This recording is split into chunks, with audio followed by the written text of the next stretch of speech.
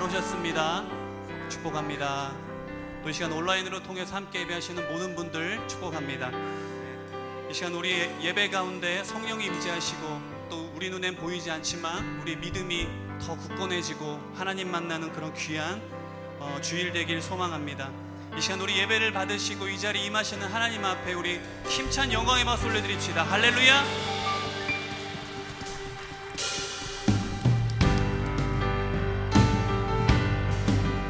이 시간 우리 예배를 받으시고 우리와 함께 하시는 하나님 앞에 우리 함께 찬양으로 영광 올려드리며 고백합시다.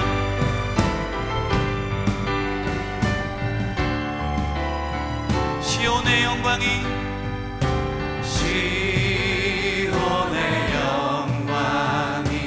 빛나는 아침 어둡던 이 땅이 밝아오네.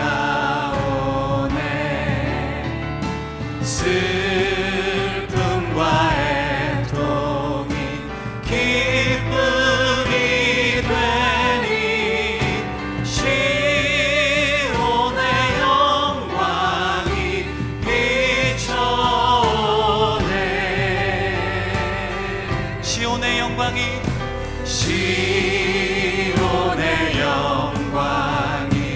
빛나는 아침 매였던 종들이 돌아오네. 오래전 선지자 꿈꾸던 복을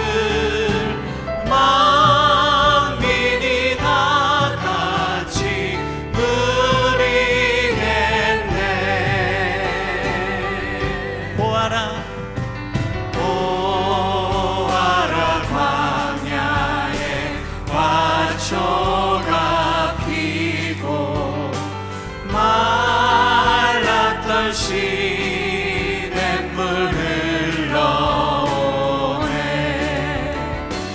이 산과 저 산이 마주쳐 울려 주 예수 은총을 찬송하네. 할렐루야.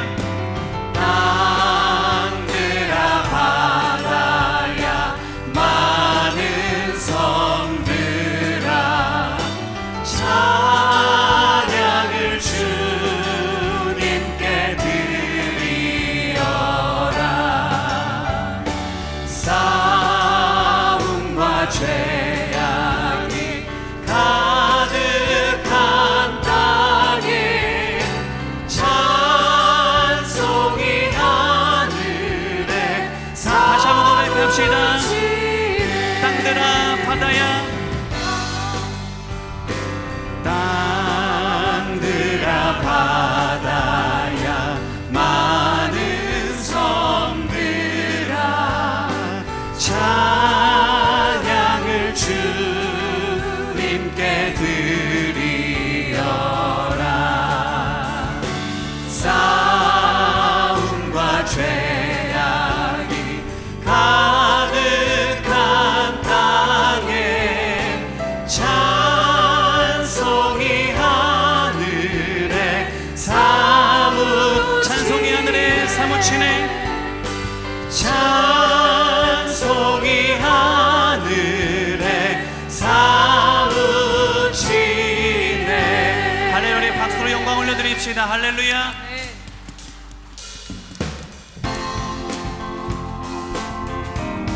이 시간 우리 가운데 믿음으로 함께 하시는 주님께 함께 찬양으로 고백합시다. 이 눈에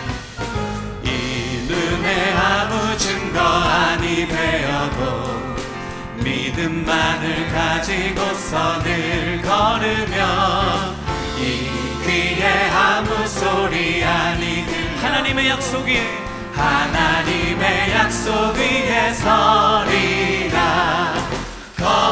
걸어가세 믿음 위에 서서 나가세 의심 버리고 걸어가세 믿음 위에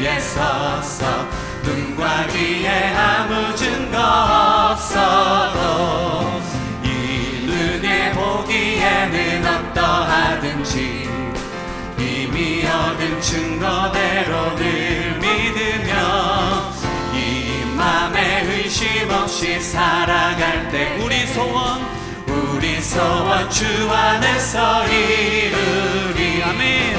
걸어가세 믿음 위에 서서 나가세 의심 버리고 걸어가세 믿음 위에 서서 눈과 귀에 아무 증거 없어도 주님의 거룩함을 두고 맹세한 주 하나님 아버지는 참 미쁘다. 그 귀한 모든 약속 믿는 자에게 능치 못할 우리 함께 고백합시다. 걸어가세. 아멘.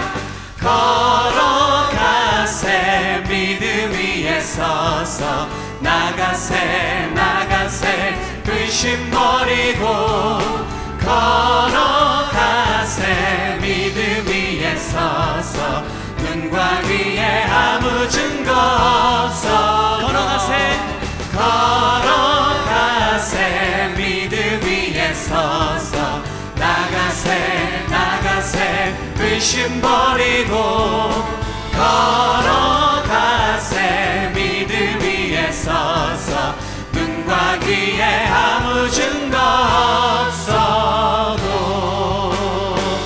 걸어가세 믿음 위에 서서 나가세 의심 버리고 걸어가세 믿음 위에 서서 눈과 귀에 아무 증거 없어도. 할렐루야. 우리 주님께 믿음의 고백, 찬양의 영광 올려드립시다. 할렐루야. 오늘도 우리를 회복시키시는 능력의 하나님, 그 이름 예수를 고백하며 함께 예배합시다. 우리 함께 찬양합니다. 슬픈 마음 있는 자 몸과 영혼 병든 자 누구든지 부르시오. 예수 이름 부르시오. 그 이름을 믿는 자, 그 이름을 부르는 자, 그가 어떤 사람이든 그는 구원 얻으리. 우리 다시 한번 고백합시다. 슬픈 마음 있는 자 몸과 영혼 병든 자 누구든지 부르시오. 예수 이름 부르시오. 그 이름을 믿는 자, 그 이름을 부르는 자, 그가 어떤 사람이든 그는 구원 얻으리. 함께 고백합시다. 예수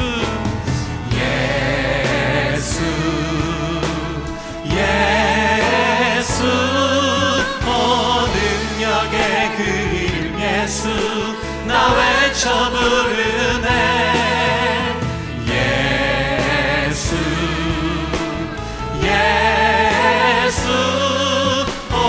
구원의 그 이름 예수 나 외쳐 부르네. 예수 그리스도. 선포합시다. 은과 금 내게 없으나 나 가진 건 너에게 주니. 능력의 이름 예수라. 그 이름을 붙드시오. 그 이름을 믿는 자, 그 이름을 외치는 자, 그가 어떤 사람이든 그는 주의 영광 보리라. 우리 힘차게 고백합시다. 예수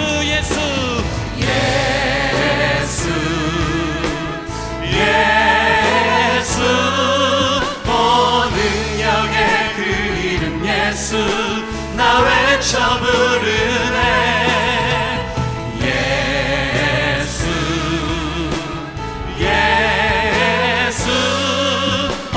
구원의 그 이름 예수 나 나 외쳐 부르네. 예수 그리스도. 다시 한번 찬양합니다.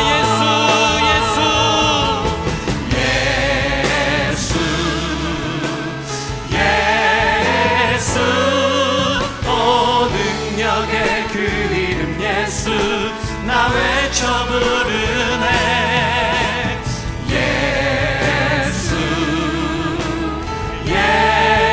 예수 오 구원의 그 이름 예수 나 외쳐 부르네. 예수 그리스도. 만유의 주 하나님 찬송과 영광을 받아 주시옵소서. 이 시간 하나님의 은혜를 사모하며 찬예하시겠습니다.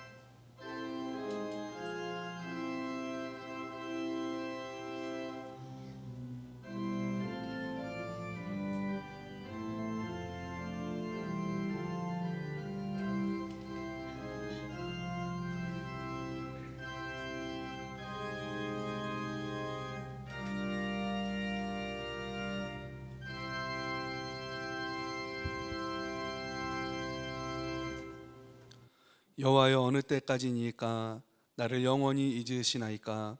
주의 얼굴을 나에게서 어느 때까지 숨기시겠나이까? 나는 오직 주의 사랑을 의지하여 싸우니 나의 마음은 주의 구원을 기뻐하리이다. 내가 여호와를 찬송하리니 이는 주께서 내게 은덕을 베푸심이로다.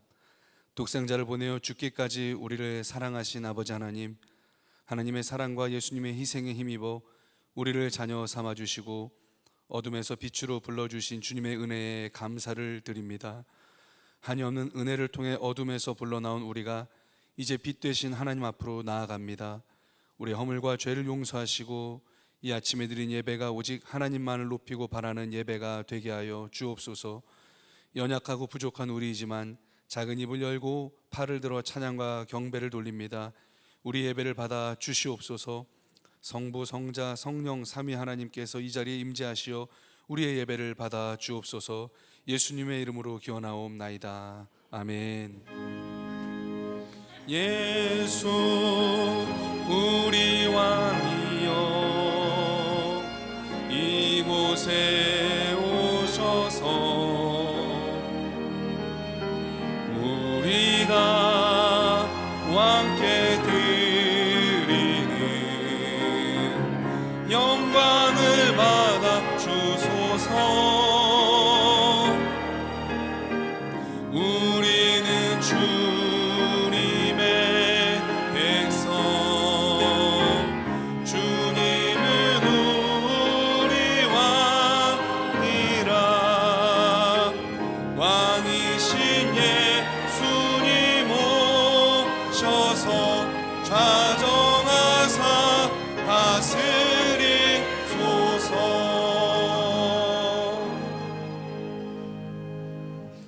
나는 전능하신 아버지 하나님 천지의 창조주를 믿습니다.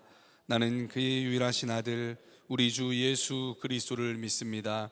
그는 성령으로 잉태되어 동정녀 마리아에게서 나시고 본디오 빌라도에게 고난을 받아 십자가에 못 박혀 죽으시고 장사된 지 사흘 만에 죽은 자 가운데서 다시 살아나셨으며 하늘에 오르시어 전능하신 아버지 하나님 우편에 앉아 계시다가 거기로부터 살아있는 자와 죽은 자를 심판하러 오십니다.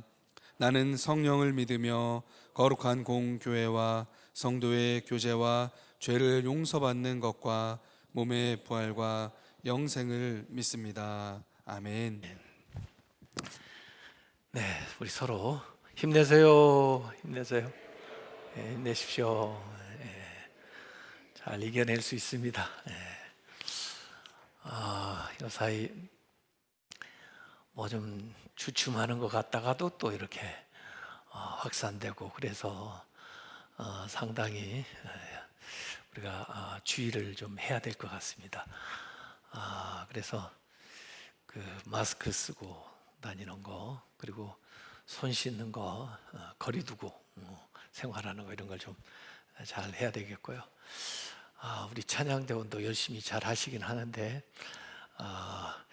연습을 최소화하고 이곳에서 하시고, 우리 2부 때 보니까 찬양대원들이 아래도 앉으셨더라고요. 그래서 거리는 충분히 뛰고 앉으셔서 그렇게 하시면 되겠고, 교회 안에서 이제 그래서 소그룹 모임이나 식사하는 모임을 갖지를 못합니다. 그러니까 그렇게 이해하시면 되고, 예배 중간중간에 소독을 또 하면서도 자리를 다 닦는데 좀 일손이 부족합니다. 그래서 이 방역 봉사하는데 좀 참여를 해 주시면 좋을 것 같아요. 그래서 1부와 2부 예배 사이에, 2부와 3부 예배 사이에 실제로 이걸 그냥 그 소독 양만 분사한다고 되는 게 아니거든요. 자리를 다 닦아야 돼요. 그래야 또 만일에 어떤 것도 막을 수가 있기 때문에 지금 하시는 봉사하는 분들이 굉장히 연일 수고가 많습니다. 그래서 자원을 하시는 분들이 좀 더 있으면 잘할 수가 있을 것 같아요. 그리고 이제 2부 예배는 좌석이 좀 더 넉넉하게 스페이스가 있습니다. 3부 예배도 현재로서는 괜찮아요. 가족들끼리 오시면 같이 앉으셔도 되니까, 이렇게 해서 이 평소에 건강 관리를 잘 하셔야 되고, 조금 이상하다 그러면 좀 지켜봐야 됩니다. 우리 교회는 아직까지 확진자나 가족들 가운데도 확진자가 없으니까 문제가 없지만, 혹시 가족 가운데 확진자가 있다든지 그러면 교회 이렇게 예배 드리는 것조차 어려워집니다. 그래서 스스로 주의를 좀 하셔야 되고, 나를 위해서도 그렇지만 다른 사람을 위해서도, 또 교회를 위해서도 그렇게 주간 중에 활동하실 때 안전하게 그렇게 행하실 수 있도록 각별하게 신경을 쓰셔야 되겠습니다. 이렇게 해서 우리가 드리는 예배가 중단되지 않고 계속될 수 있도록, 여기에서 예배를 또 드려야 온라인으로 예배에 참여하는 분들도 같이 예배 드릴 수가 있거든요.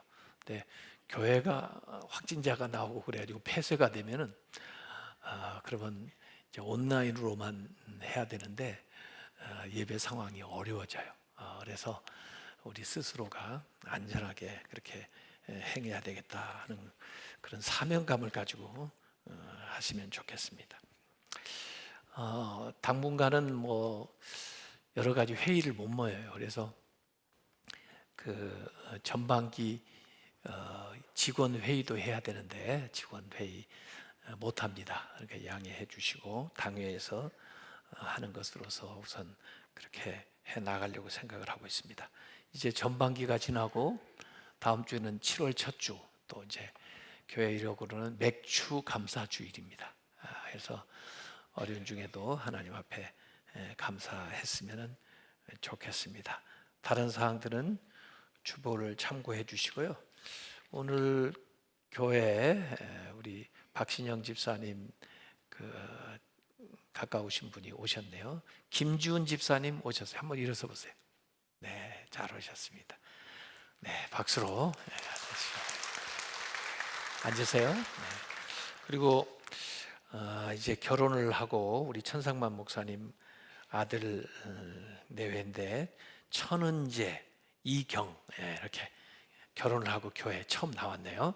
앞으로 나와보세요. 두 사람 위해서 제가 기도를 하겠습니다. 아버지 하나님, 귀한 사람들을 주님의 섭리 안에서 복된 가정을 이룰 수 있게 해주시고, 또 하나님의 은혜 안에서 주님이 주신 복과 또 주님이 주신 비전을 이루기 위해서 살아갈 수 있게 해주신 것 감사합니다. 성령의 충만함 주시고 큰 믿음 주시고 지도력 주시고 앞길에 형통함 주시고 귀한 자녀들 허락하셔서 하나님의 위대한 역사를 이루어가는 복된 가정이 될 수 있도록 역사하여 주시옵소서. 하늘의 복과 이 땅의 충만한 복을 늘 함께 하시고 강건케 해 주시옵소서. 예수님의 이름으로 축복하며 기도합나이다. 아멘. 서보세요. 박수로. 네, 지난 주간에 제가 그 순교지 순례를 다녀왔는데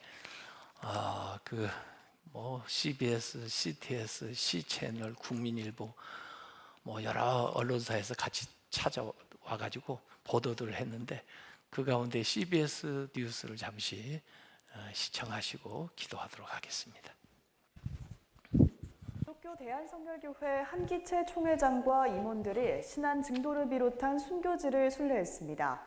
한기채 총회장과 임원들은 문준경 전도사 순교기념관과 임자진리교회 등 순교지를 순례하면서 순교자들이 보여준 사랑의 마음으로 총회를 이끌어가겠다고 다짐했습니다. 이순규 기자의 보도입니다.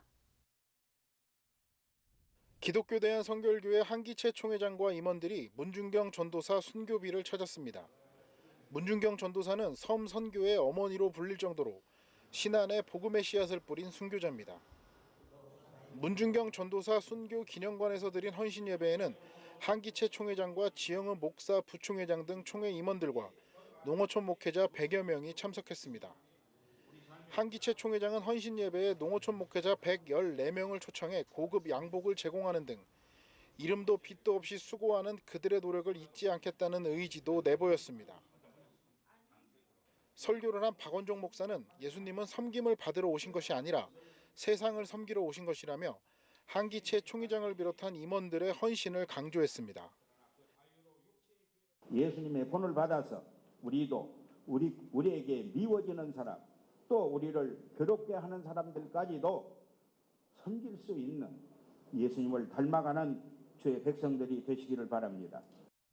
한기채 총회장은 1박 2일 일정으로 문준경 전도사 순교 기념관과 임자진리교회 등을 방문하며 114년차 총회장으로서의 공식 행보를 시작했습니다. 총회장에 취임하면 취임 축하 행사를 하는 것이 관례지만 한 총회장은 대신 순교지 순례를 선택한 겁니다.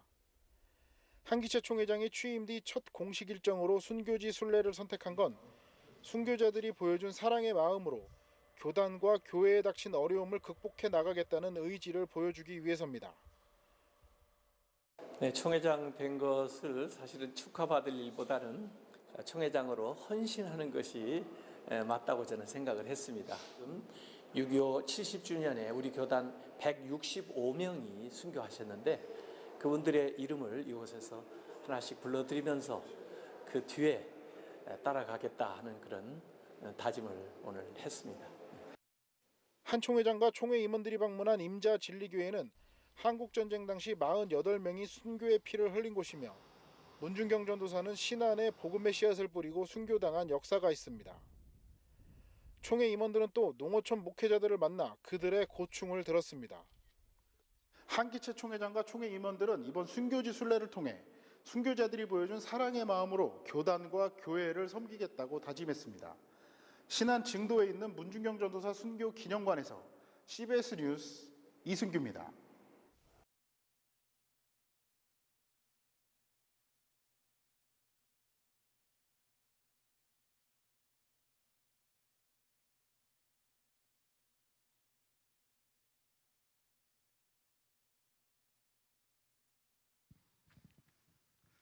사랑과 자비가 많으신 하나님 아버지, 지난 한 주간도 하나님의 자녀된 신분으로 살게 도와주시고 하나님이 주신 평안을 누리게 하시니 참으로 감사드립니다.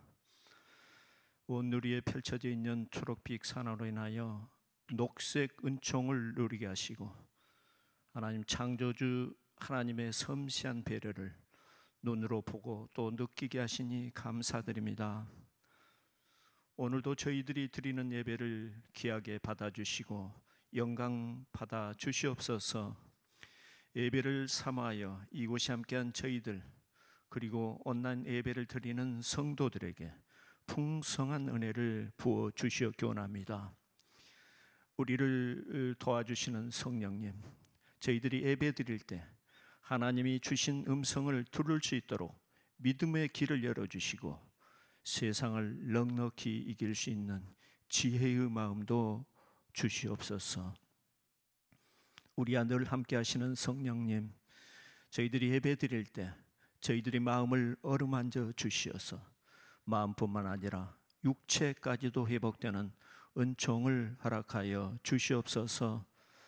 우리를 용서하시는 하나님 아버지, 저희들은 하나님의 선한 뜻보다는 저희들이 원하는 욕심에 더 마음이 가는 그러한 삶을 살고 있습니다. 이 시간 저희들의 잘못된 삶을 예수님 보혈의 피로 정결케 하옵시고 저희들 속에 자리 잡고 있는 교만과 이선을 십자가 아래 모두 내려놓게 도와 주시옵소서. 우리 교회의 머리 되신 예수님, 희노애락을 함께하면서 지내왔던 구원의 공동체, 사랑의 공동체인 중앙교회를 지금까지 보살펴 주신 것 감사드립니다. 앞으로도 시대적 사명을 잘 감당하는 교회로 세상과 모든 교회들에게 선한 영향력을 주는 교회로 인도하여 주시옵기 원합니다.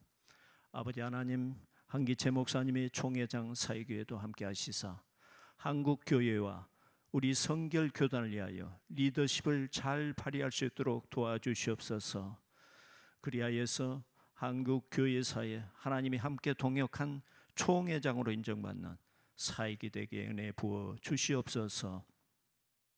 우리나라를 도와주시는 하나님 아버지, 저희들이 몸담고 있는 우리나라가 이러한 변화무쌍한 이 시대적 상황을 어떻게 헤쳐나가게 될지 참으로 중요한 기로에 놓여 있습니다.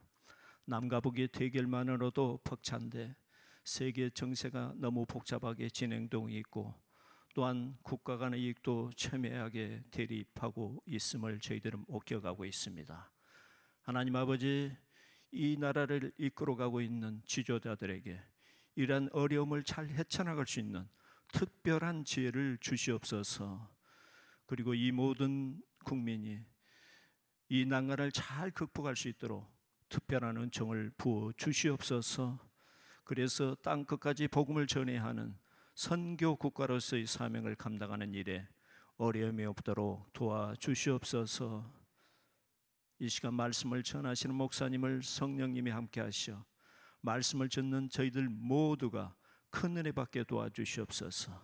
목사님의 사역에 아름다운 열매만 있게 하시며 많은 성도들을 돌보실 때 조금도 고단치 않도록 붙들어 주시옵기 원합니다. 이 시간 영과 진리로 드리는 예배와 임마누엘 찬양을 기뻐 받으시고 선포되는 말씀으로 저희들의 믿음과 삶이 새로지도록 은혜 내려 주시옵소서. 십자가의 사랑으로 저희들 구원하여 주신 예수 그리스도의 이름으로 간절히 기도드리옵나이다. 아멘.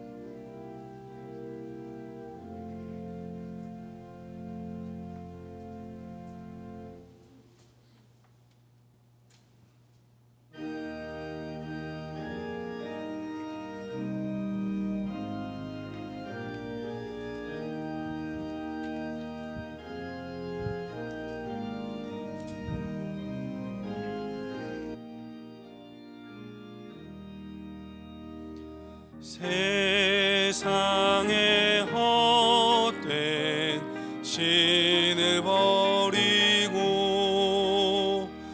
하나님 이름 높여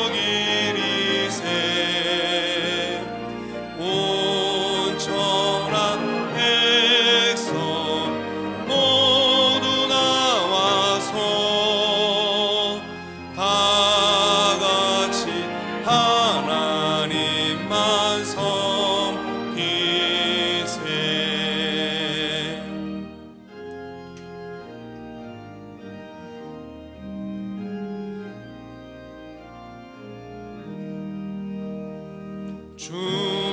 주님의 백성 서로 헤아려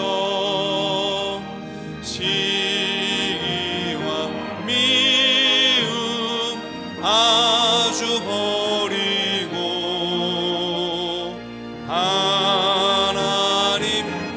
하나님만을 홀로 섬기는 천국을 어서 이뤄 주소서.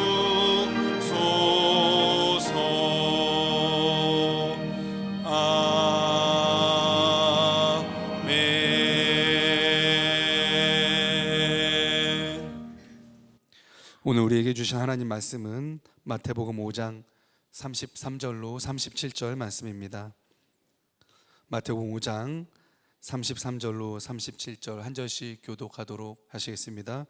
또 옛사람에게 말한 바 헛맹세를 하지 말고 내 맹세한 것을 주께 지키라 하였다는 것을 너희가 들었으나 나는 너희에게 이르노니 도무지 맹세하지 말지니 하늘로도 하지 말라 이는 하나님의 보좌임이요 땅으로도 하지 말라 이는 하나님의 발등상임이요 예루살렘으로도 하지 말라 이는 큰 임금의 성임이요 내 머리로도 하지 말라 이는 내가 한 터럭도 희고 검게 할 수 없음이라.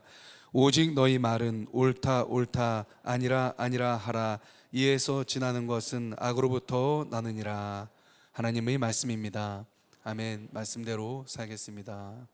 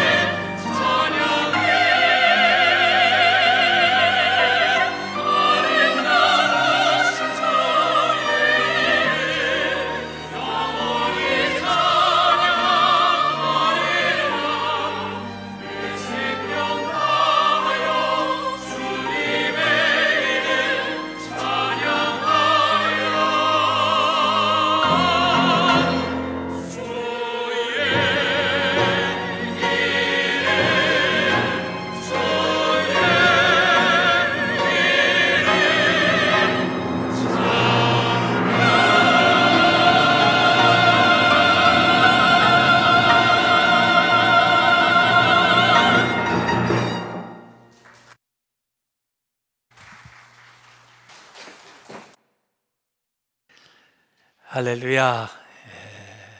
참 어려운 중에도 찬양대가 이렇게 귀한 찬양을 하는 거 보면은 참 하나님께도 영광이 되지만 큰 힘이 됩니다. 또 우리 인간은 그래도 만물의 영장이고 어떤 상황 속에서도 하나님의 도움으로 모든 것들을 헤쳐나갈 수 있다는 그런 자신감도 생깁니다. 예수님께서 제자들에게 또 예수님을 따르는 자들에게 율법주의자나 바리새인 서기관들보다 더 나은 의를 가져야 된다, 이런 말씀을 하셨어요. 우리가 안 믿는 사람들하고 세상에 살면서 그들보다 더 높은 도덕 수준을 또 의의 기준을 가지고 살아가야 된다는 말씀이죠. 그러면서 그 바리새인들, 율법 잘 지키는 사람들이 그동안 살아왔던 것들을 예수님이 얘기하면서 어떻게 우리가 더 나은 의를 추구해야 되는가 하는 말씀을 하나씩 말씀을 했습니다. 처음에는 살인에 대한 이야기를 하면서 사람을 죽이지 않는 것뿐 아니라 마음으로 미워하는 것부터 살인의 길로 가는 것이기 때문에 더 나은 의를 가지려면 미워하는 마음을 갖지 말아야 된다, 이런 말씀을 하셨고, 간음에 대한 이야기를 하실 때도 실제 행위로 간음하는 것뿐 아니라 마음으로부터 음욕을 품는 것이 바로 그 길로 가는 것이기 때문에 더 나은 의를 가져야 되는 너희들은 마음의 음욕조차 품지 않도록 해야 된다 하는 말씀을 하신 거예요. 그리고 이혼에 대한 이야기도 하셨고, 오늘 네 번째로 이 맹세에 대한 이야기를 하고 계십니다. 그래서 마태복음 5장 33절에 또 옛사람에게 말한마 헛 맹세를 하지 말고 네가 맹세한 것을 주께 지키라 하였다는 것을 너희는 들었으나 난 너희에게 말한다, 이렇게 말씀하는 거죠. 율법에서는 거짓 맹세하지 마라, 그리고 맹세한 것은 꼭 지켜야 된다, 이렇게 얘기를 했습니다. 그러면 맹세한 것만 지켜야 되나? 맹세하지 않은 것은 말하고도 지키지 않아도 되나? 이런 의문이 생겨나고, 그러면 말할 때마다 항상 맹세를 해야 되나? 이러한 질문도 생기게 됩니다. 그래서 예수님은 맹세 자체를 하지 마라, 그렇게 말씀하는데, 하늘로도 맹세하지 말고 땅으로도 맹세하지 말고 예루살렘에도 맹세하지 마라. 왜냐하면 유대인들은 하늘을 두고 맹세하고 땅을 두고 맹세하고 예루살렘 성전을 두고도 맹세를 했거든요. 왜? 다 하나님과 연관이 있는 것이라.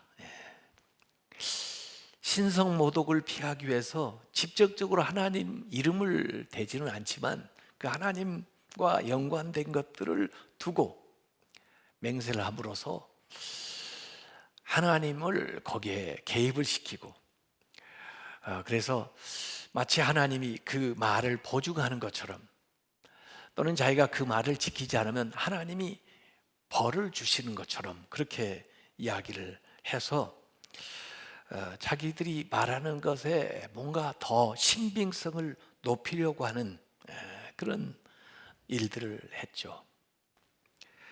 그래서 원래 율법은 그 맹세를 하라 해가지고 거짓말을 배척하려고 했는데, 결국 그게 시간이 지나다 보니까 자기의 유익을 위해서, 거짓말을 합리화하기 위해서, 정당화하기 위해서 맹세라고 하는 수단을 이용하는 경제까지 오게 됐습니다. 그래서 예수님은 맹세를 금지하시는 겁니다.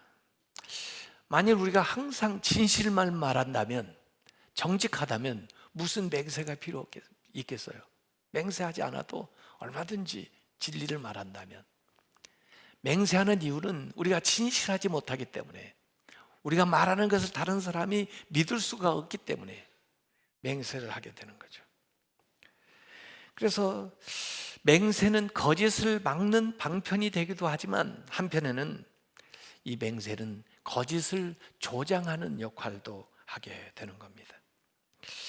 율법은 거짓말을 막고자 맹세를 허용했지만은 거짓말을 하는 수단으로 맹세가 악용되고 맹세가 거짓말의 도피처가 되고 있는 현상을 예수님은 보고 계시는 거죠.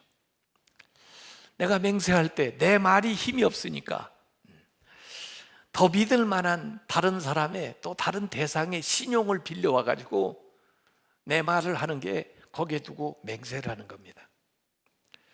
이렇게 맹세함으로써 내가 하나님을 내 마음대로 조작할 수 있고 또 심지어 하나님의 위엄을 손상시킬 수 있는 위험이 있게 되는 거죠.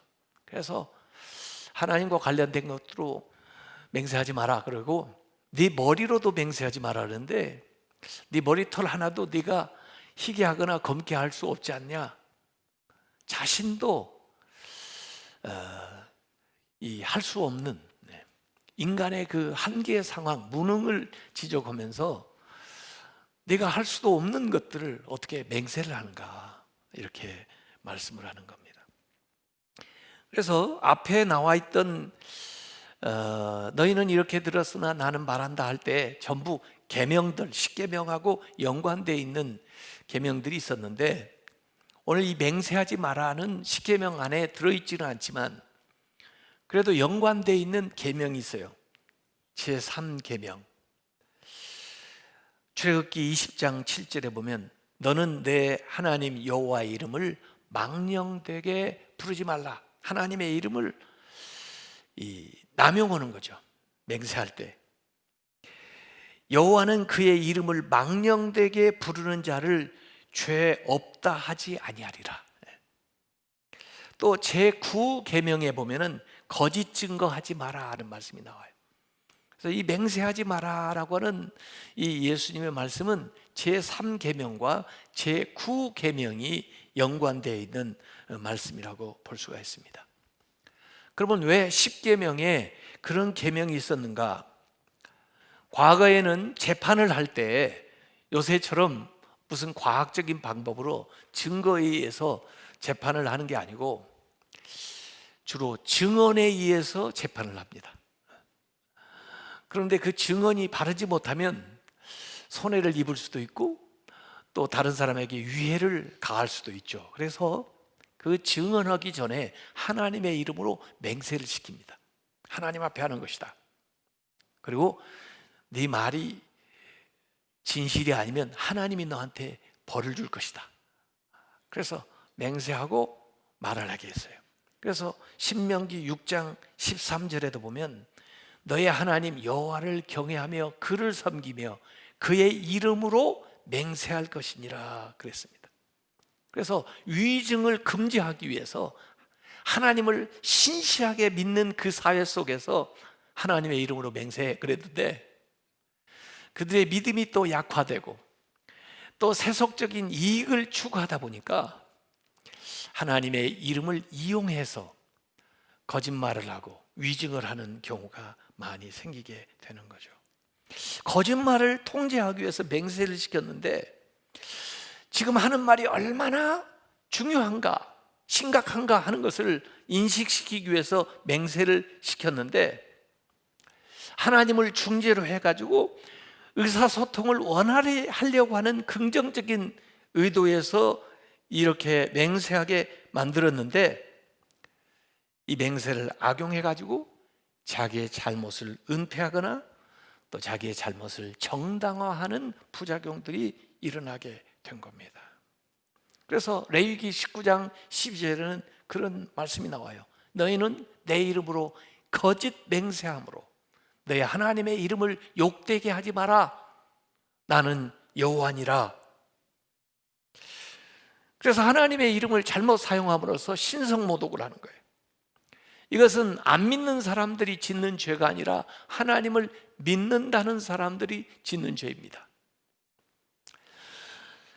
평신도가 잘못하는 죄라기보다는 오히려 성직자들이 잘못하는 죄예요. 교회 밖에서 지어지는 죄라기보다는 교회 안에서 지어지는 죄입니다. 자기의 사역이나 잘못된 목적을 위해서 저들이 믿는 하나님의 이름을 도용해 가지고 말하는 겁니다. 참 나쁜 거죠. 그래서 예수님은 이 말의 진실성을 구하는 더 나은 의를 얘기하는 겁니다. 사실 우리가 하는 말은 기도할 때도 쓰는 말이에요. 본질적으로 우리가 쓰는 이 모든 말 자체가 사실은 진실해야 돼요. 맹세하지 않아도 그 말이 정직해야 됩니다. 우리가 정직하지 않으면, 진실하지 않으면 아무리 맹세를 해도 소용이 없어요. 정직성과 진실성이 없는 맹세는 아무 필요가 없습니다. 그래서 맹세보다 더 중요한 것이 진실성이에요. 근데 대체로 보면 진실하지 않은 사람들이 맹세를 남발합니다. 사실 맹세라는 건요, 아주 예외적으로 허용되는 것인데, 이 예외적으로 허용돼야 될 것들이 평상시에 말할 때 계속해서 맹세를 남발하는 사람들은 남용을 하는 거죠. 그러면 맹세하지 않고 말하는 것은 진짜 믿을 수가 없는 그런 얘기가 돼버리는 거죠. 자기조차도 지킬 의무가 없는 것처럼. 그래서 히브리서 6장 16절에도 사람들은 자기보다 더 큰 자를 가리켜 맹세하나니 맹세는 그들이 다투는 모든 것의 최후 확정이니라. 무슨 얘기를 할 때 마지막 확정을 지키기 위해서, 자 그러면 하나님의 이름으로 맹세할 수 있어? 그러면 어떤 사람은 아니 사실은 그게 아닌데 그럴 수도 있고요.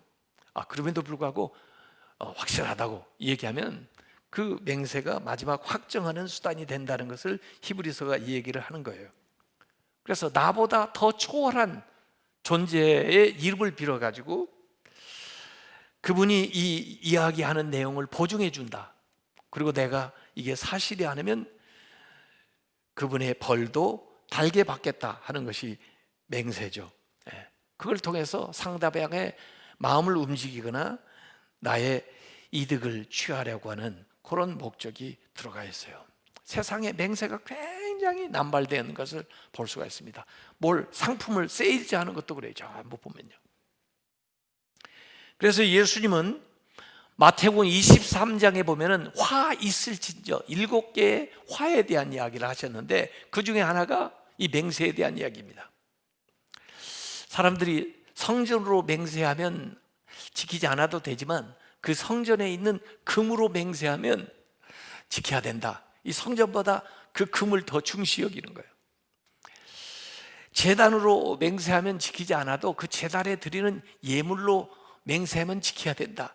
이 제단보다 예물을 더 중시하는 거예요. 그러니까 물질적인 가치를 더 소중하게 여기는 거예요.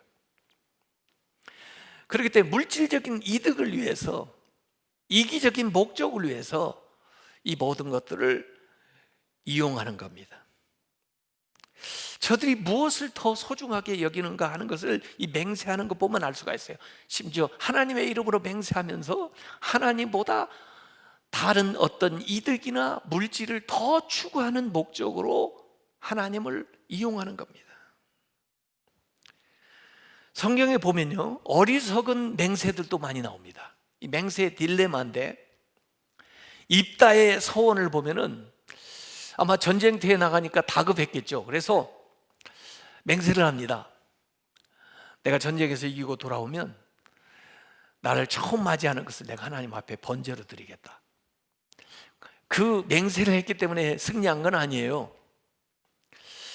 그가 승리하고 돌아왔는데 자기 외동딸이 제일 먼저 나와서 자기를 맞이해요. 어리석은 맹세를 했죠. 근데 어리석은 맹세보다 더 어리석은 건 그 맹세를 지키는 것입니다.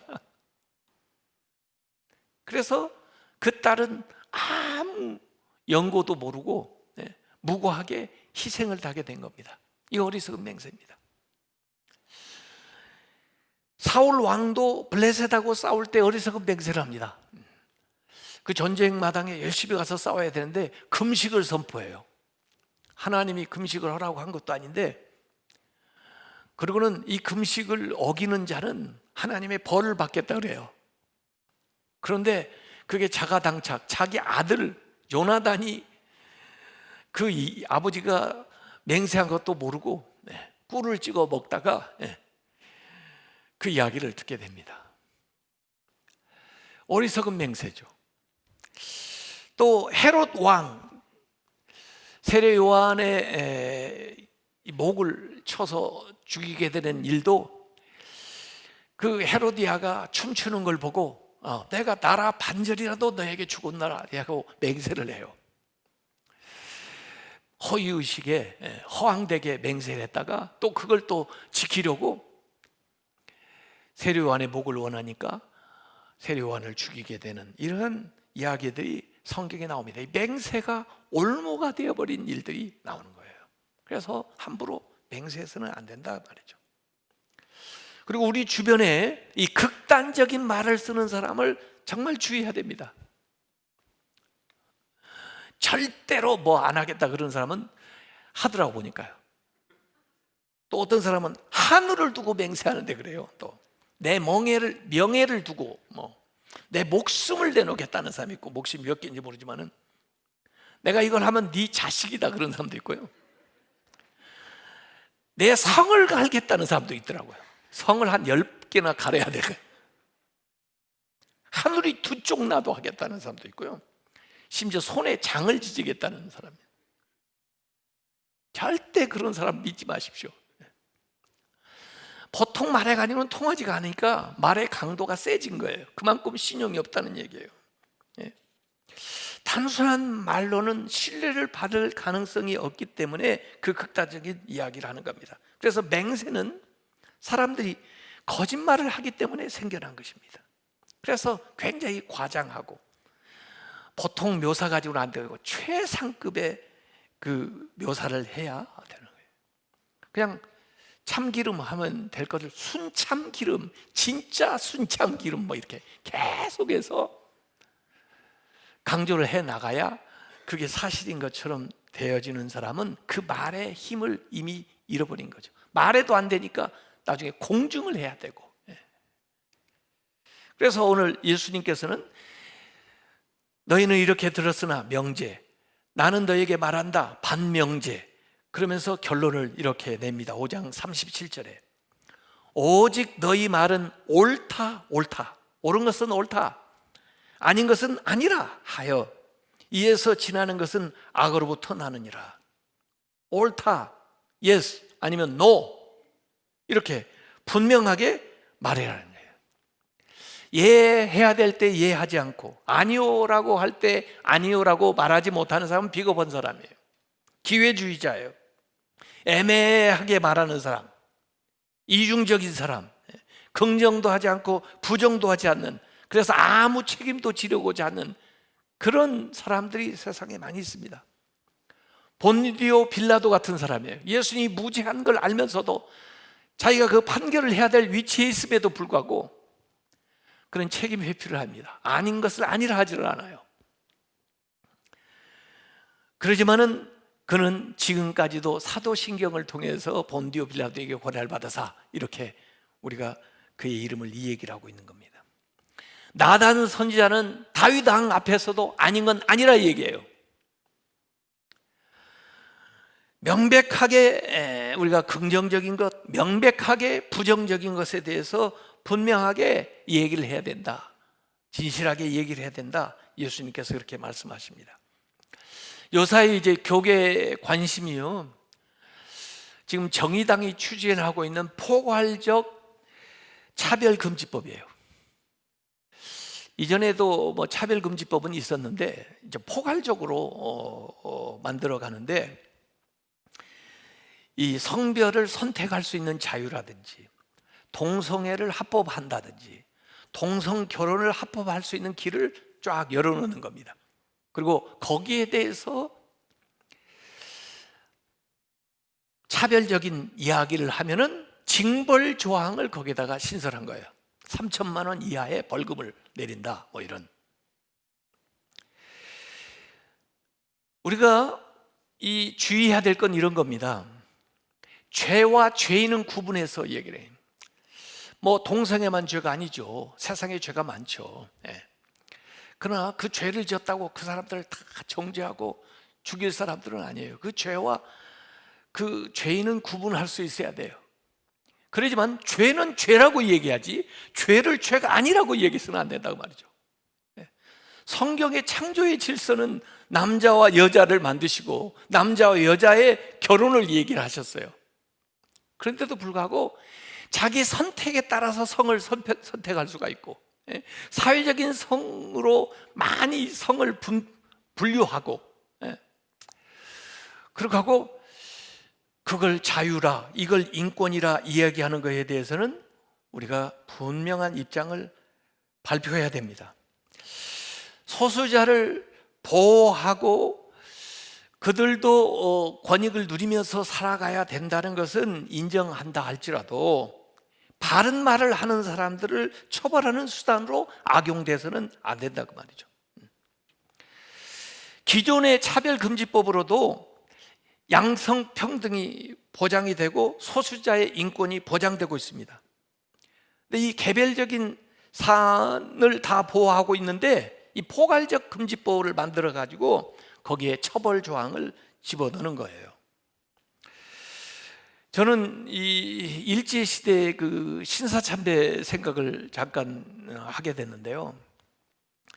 그 당시에 일제는 이게 우상숭배도 아니고 종교도 아니고 국민의례다.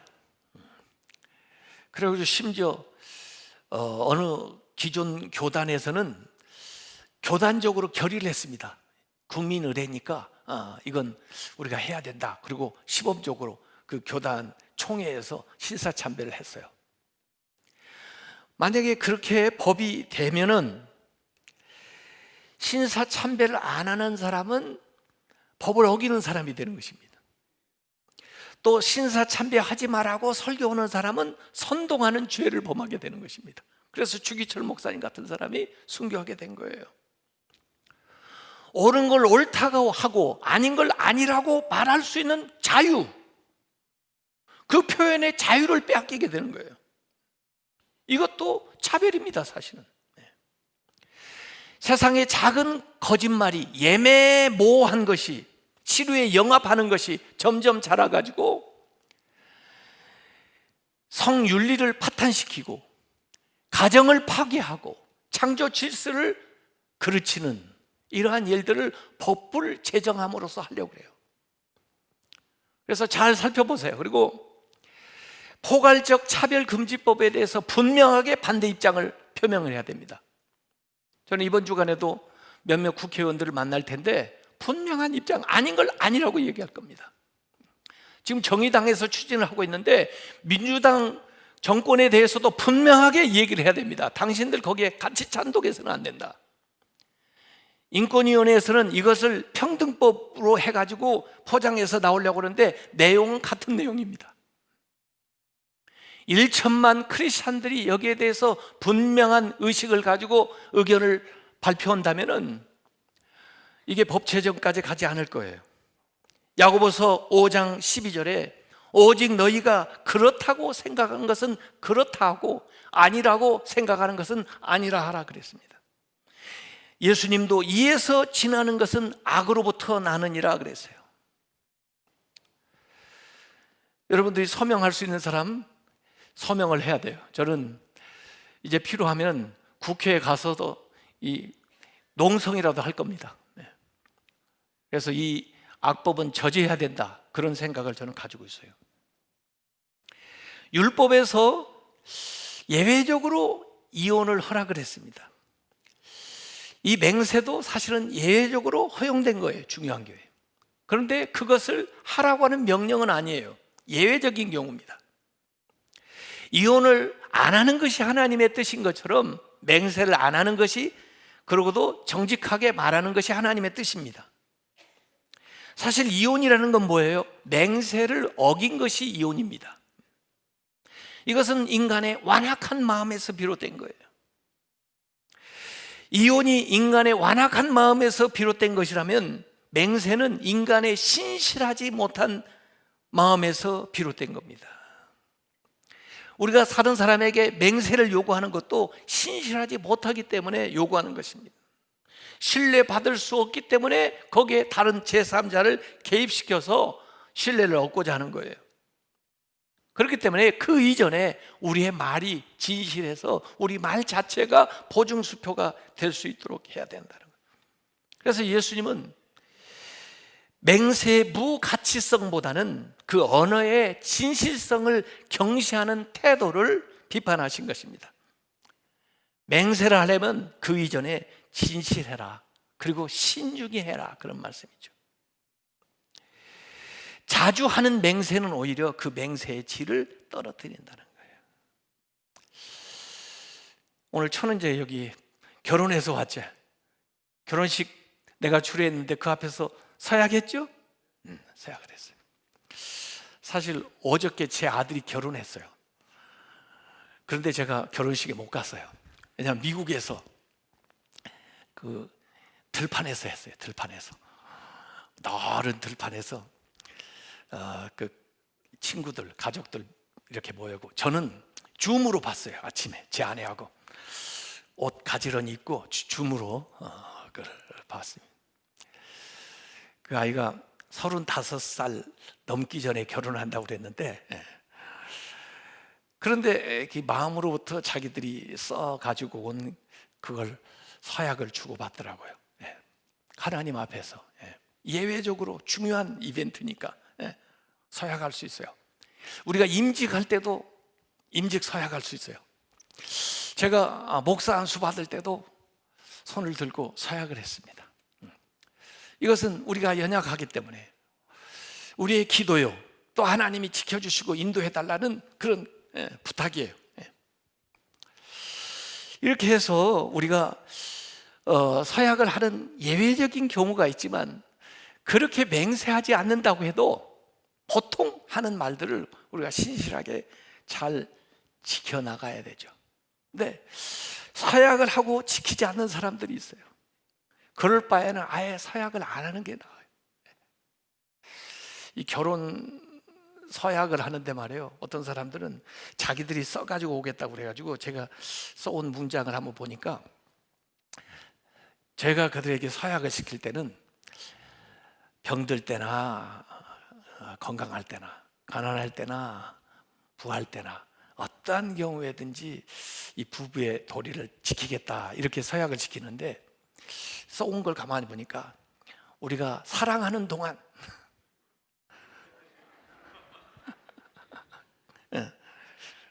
이 약속을 지키겠다. 그러면 상황이 바꿔져 가지고 마음이 달라지면 그럼 안 하겠다는 거예요? 저는 결혼식보다 결혼 생활을 더 중시하는 사람입니다. 결혼식은 조촐하게 그렇게 해도 하나님 앞에 한 서약을 지켜나가는 결혼 생활이 중요하다. 그래서 저는 뭘 예식을 하는 걸 그렇게 중요하게 여기는 사람이 못 돼요. 제 아들 결혼식에 안 갔다고 그러니까 좀 어렵게 생각할 텐데, 미국에 갔다 온다고 생각하세요. 그러면 자가격리 들어가가지고 한 달 동안 활동을 못 해요.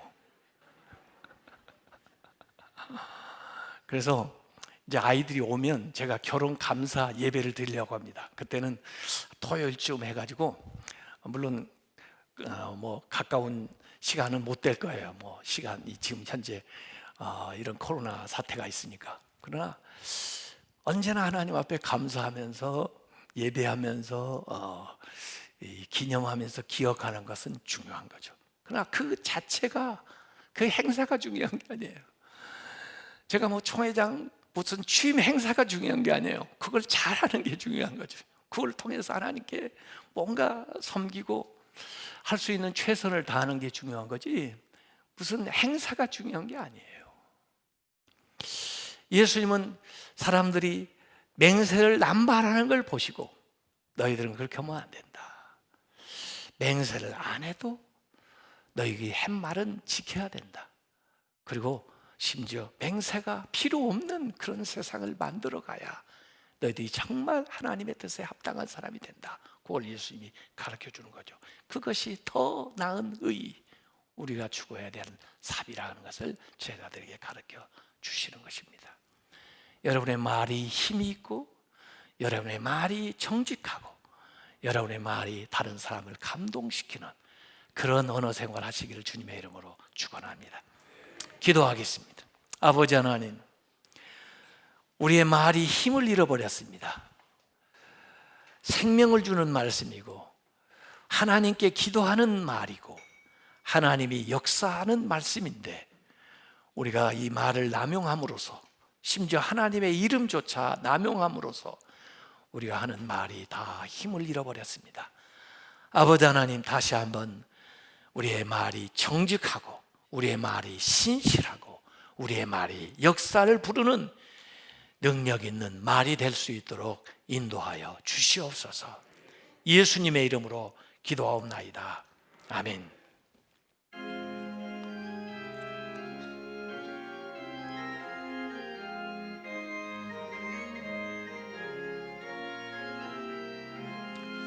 어느 민족 누구게나 결단할 때 있나니 참과 거짓 싸울 때 어느 편에 설 건가.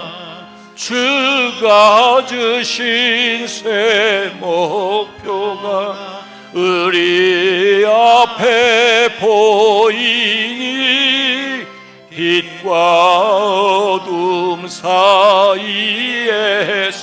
선택하며 살리라.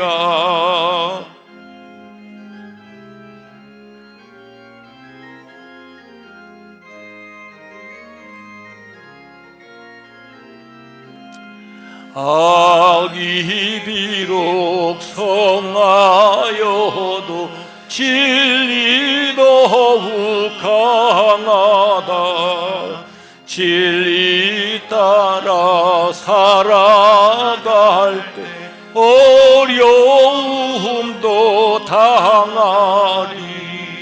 우리 가는 그 앞길에 어두운 장막 덮쳐도 하나님이 함께 계셔 항상 지켜주시리.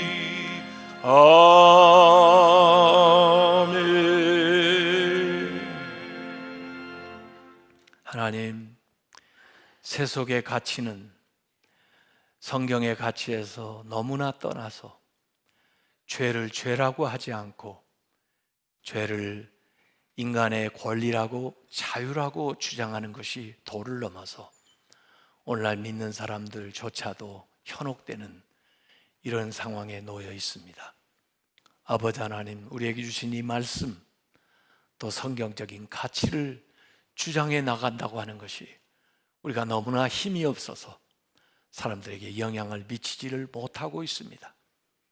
이러면 우리의 믿음이 무슨 소용이 있으며 우리가 증거하는 이 말씀이 이 세상에 어떤 변화를 일으키겠습니까? 아버지, 저희들을 도와주시옵소서. 저희들이 말씀대로 먼저 살게 해주시고 또 이 말씀에 따라서 예와 아니오를 분명하게 저희들이 밝힐 수 있게 해주시고 믿는 사람들이 한마음 한뜻이 되어서 하나님의 나라를 이 땅에 실현하는 데에 한 몫을 감당해 나갈 수 있도록 인도하여 주시옵소서.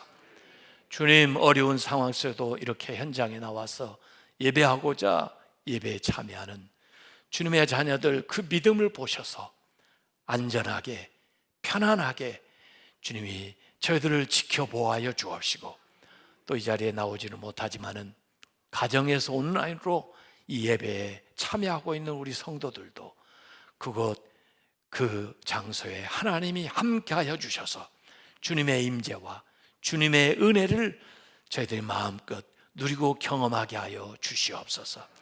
아버지 하나님, 주 믿는 사람들 한 건도 이 감염되는 일이 없도록 지켜보아여 주셔서 믿지 않는 사람들에게 구설수가 되지 않도록 하나님 저희들을 지켜보아여 주옵소서. 일주일 생활하는 동안에도 주님이 생명싸개로 저희들을 감싸 주셔서 어려운 일 순간도 당하지 않도록 지켜보아여 주시옵소서. 특별히 아버지 하나님, 감염된 분들, 그리고 돌보는 의료진들, 방역하기 위해서 수고하는 분들에게 하나님의 능력과 은혜를 베풀어 주셔서 속한 신뢰, 이 모든 것들을 이기고 극복할 수 있도록 역사하여 주시옵소서. 어려운 경제 상황 속에서도 절약하고 헌신해서 하나님 앞에 귀한 물질들을 드립니다. 온라인으로도 드린 성도들이 많이 있습니다. 아버지 하나님, 저들의 믿음에 축복하여 주시고 또 이 물질이 쓰일 때 하나님의 위대한 역사가 나타나게 하여 주시옵소서.